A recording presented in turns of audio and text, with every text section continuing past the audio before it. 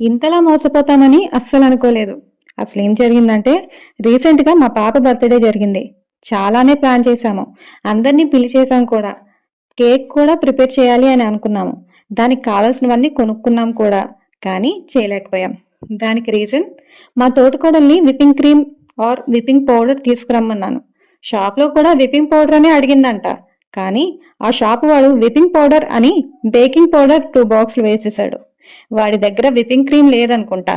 కానీ బేరం ఎందుకు పోగొట్టుకోవడం అని అనుకున్నాడో ఏమో. కవర్లో కనిపించకుండా పెట్టేశాడు. ఇంకేం చేస్తాం?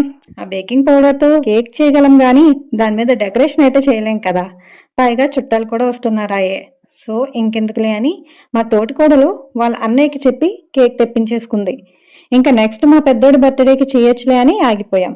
బై ది వే మీకు చెప్పలేదు కదా, నేను కేక్స్ కూడా చేయగలను, సేమ్ లైక్ బేకరీ స్టైల్లో. వాటి గురించి నెక్స్ట్ వచ్చే వీడియోస్లో అప్లోడ్ చేస్తాను. ఇంతవరకు ఎలాగో చూసారు కదా, మరి మా పాపకి బర్త్డే విష్ చేయొచ్చు కదా.